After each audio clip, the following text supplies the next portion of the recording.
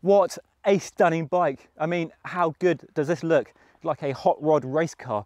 I love the red over black, the colour match fabric saddle, and all the latest shiny goodies from SRAM, including brand new Force eTap AXS Wide group set with lower range gears than what was available before.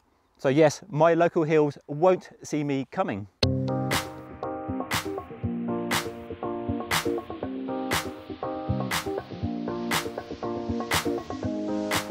This then is the Trek Domane SLR, and it's been kindly sent to me by SRAM so I can test a new Force group set and also the latest Zipp 303S wheels. So I'm really excited to ride a bike and I can't wait to really get some miles in on the bike. Now this is just a first look. I'll give you a quick whiz around the bike and point out some new details on it.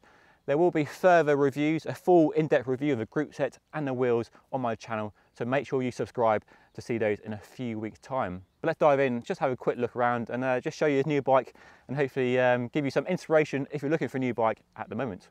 This bike really blurs the line between road and gravel more than ever before, and it's why it's a perfect demonstration for the brand new SRAM Force eTap AXS Wide group set. Whether you're aiming for hilly ground fondos or going adventuring off the beaten path where hills are usually steeper, this new group set with its lower gears is going to help you out when gravity is trying to drag you back down. So really a bike that blurs the boundary between road and gravel in a way we've not seen before, and it really is where cycling is going, the way many people are now cycling. Less road racing and suffering than before, and more the path less travelled, not worried about going off-road and getting a bit of dirt or mud on the tyres. And a bike like this enables you to go pretty much wherever you want. With these tyres or even a change of tyres, this could be a dirt gravel bike as much as it's a fast race endurance bike. So the main reason for getting this bike in for a review is the latest SRAM Force eTap AXS Wide group set, and the wide is a key part.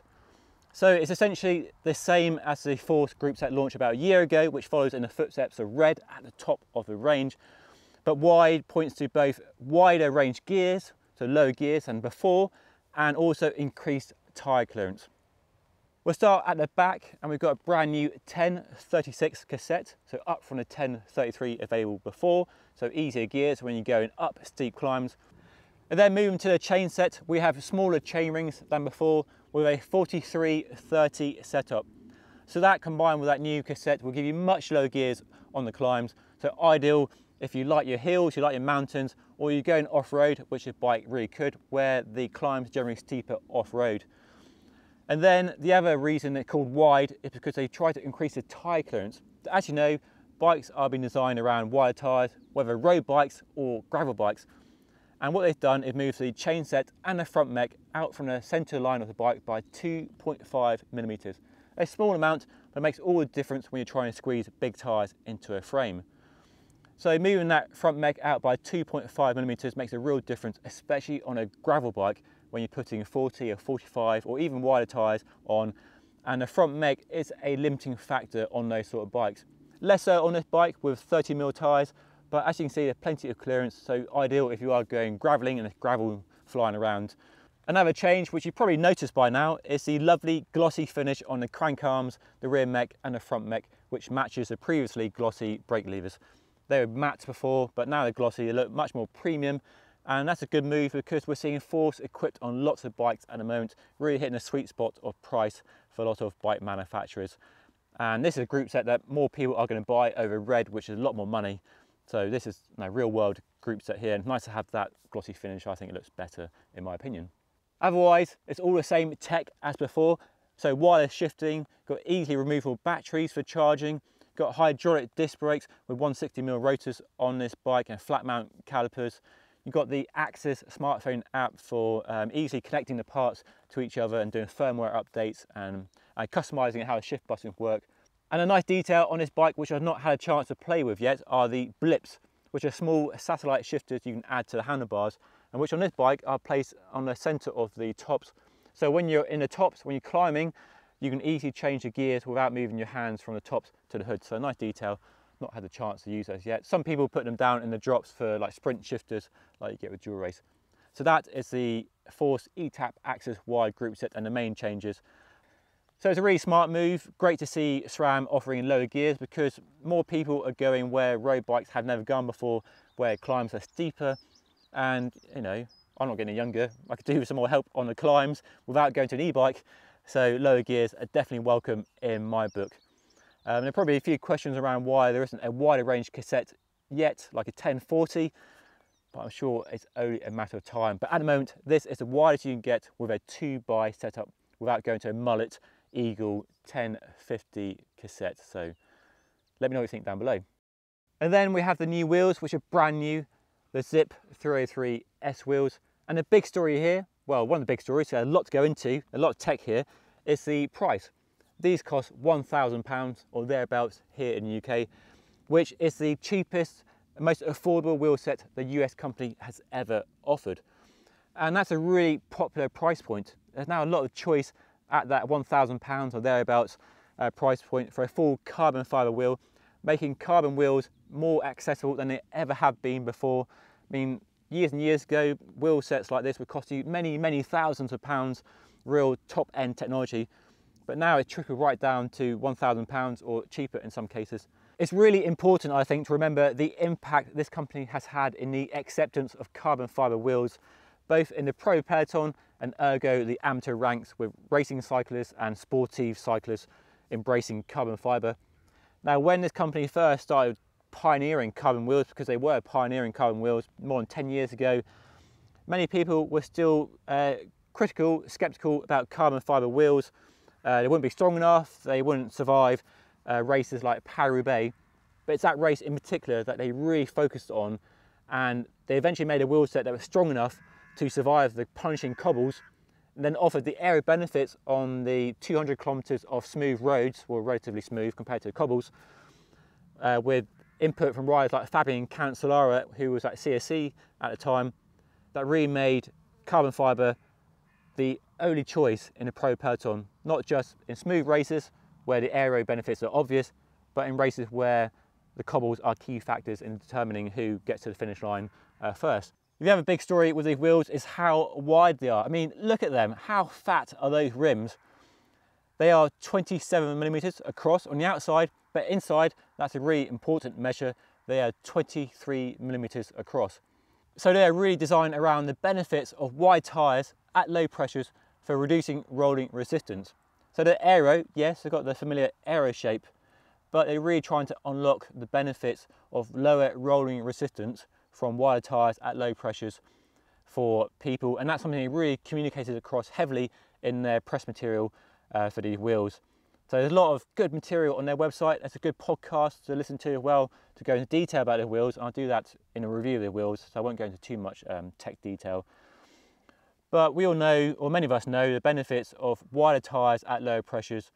And one of the main reasons is the contact patch. It's shorter and squatter than a long, thin contact patch on a narrow tyre at high pressures. And that also, along with the reduced amount of deflection you get from the sidewall and the ability of a wide tyre to absorb bumps in the road, all leads to lower rolling resistance. And basically, all that means is that you go faster for less effort, or the same effort. So who doesn't want to go faster for free? It sounds good to me. And that wide rim is designed for wide tyres, up to a 50mm if you want it, meaning you can put these wheels on your gravel bike, no problems at all. They're optimised though for 28mm wide tyres. These, for reference, are 30mm wide tyres.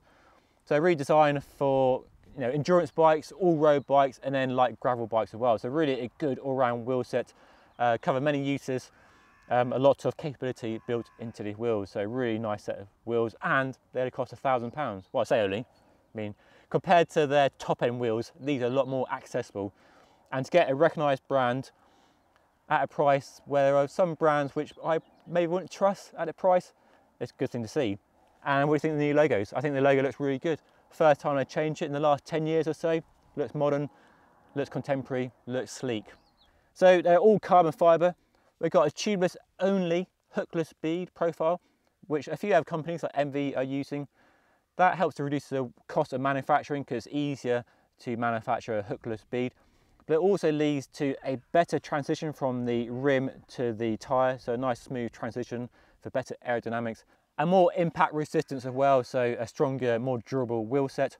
Talking of durability, these wheels come with a lifetime warranty, and that covers any eventualities you might have if they fail when you're out riding, just during a normal course of riding. So a lifetime warranty, that really gives you a lot of peace of mind when you're buying an expensive carbon fibre wheel set. And we're seeing more brands now offer really good warranties with carbon wheel sets, which cover a failure when you're just out riding your bike. So that's good to see from the US company. We've got nice brass external nipples, nice Sapim flat bladed spokes, 24 spokes per wheel. It's nice to see external nipples, nice and easy to maintain and straighten the wheel if you need to. Before I wrap up this video, a quick few words on this Trek Domane SLR. This is a third generation endurance bike, a bike originally designed for races like Paris-Roubaix with input from Fabian Cancellara. The Domane was actually his favourite bike and the bike he rode, not just in races like Paris-Roubaix where this bike gave the advantage on the cobbles, but also in the Tour de France on a smooth road, so really his bike of choice. And there's a lot to like here. This third generation bike has a lot of changes. We still have the ISO Speed Decoupler, a strange name I know, but a key feature in providing more comfort. On this bike they've moved it to top tube, just like on the Madone, so it's more aero. You can adjust it, there's a small bolt, loosen that, and you can adjust the slider for more or less comfort. It offers more comfort than the previous version in whatever setting you use it in. What it essentially does then is decouple or detach the seat tube from the top tube with a pivot placed there to control the range of movement, and allows effectively the seat tube and therefore the saddle to move backwards much more than a fixed seat post on a regular frame. So when a seat post moves back, you get more comfort from rough roads. And then there's the ISO Speed Decoupler at the front with a special stereo tube and headset bearing designed to allow it to flex a small amount at the front to provide a balanced feel front to rear.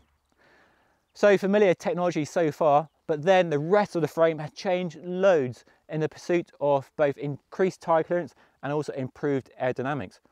So you're given an aero makeover, so like a Madone, but not quite as extreme. Got all aero shaped tubes, fat fork blades, this cam tail shaped down tube, all features designed to make it faster, and the company claims, get this, it's 1 minute per hour quicker.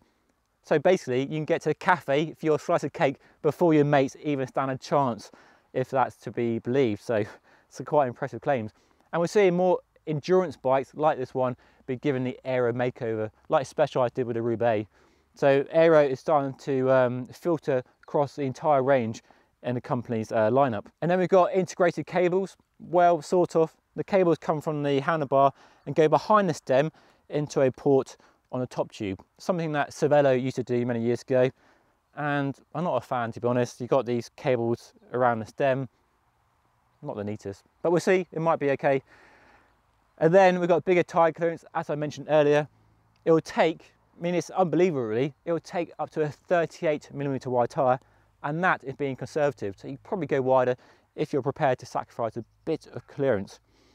So, an endurance bike by name, but it could easily be a gravel bike if your gravel isn't too extreme, or it could be an all-road bike. Maybe this is the definition of an all-road bike, a bike for cobbles, for smooth roads, but also gravel and dirt. And I've not even mentioned the best feature yet, a compartment in the down tube for stashing tools and snacks. Now, Trek weren't the first company to do this, of course. Specialized has that accolade, but I'm glad more companies are doing this, because when you've got a massive down tube, and it is a huge down tube, there's loads of space to put in all your tools and snacks down there, and better than having bags hanging off your saddle, having your pockets filled with stuff, so that is really neat. In there's a tool wrap with a inner tube and a CO2 canister, and there's space here for a multi-tool, but I think somebody's stolen that. And you can also put a rain jacket down there. You've got a small Gore-Tex shake dry jacket would go down there easily, and some snacks and so on, so a really neat feature. I should probably do a free hub sound test, because you guys like that sort of thing, do you? I don't know, let me know. Here we go. That's a high pitched, sort of Chris King-esque sound. So that's a Trek Domane SLR with the latest SRAM Force eTap AXS Wide group set with low range gears than before. brand new Zipp 303S wheels, wider, tubeless only, disc brake only. I don't know how much bike costs because you can't buy it. It's been built by SRAM for testing the components, but I'm sure Trek will offer a build with this group set soon. But that's been a quick first look. There will be in-depth reviews of the group set and the wheels and maybe the frame down the road, so make sure you subscribe to my channel, you don't want to miss that. Got any questions about this bike or any equipment, get down in the comment section below and ask away. Make sure you hit that like button as well, subscribe if you haven't already. Almost done.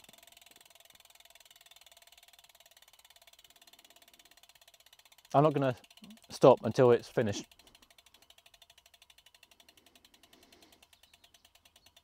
Almost. It's like a roulette wheel, isn't it? There we go. That is my first look. That's all for now though. Thanks for watching. Stay safe, keep pedaling, and I'll see you all again soon.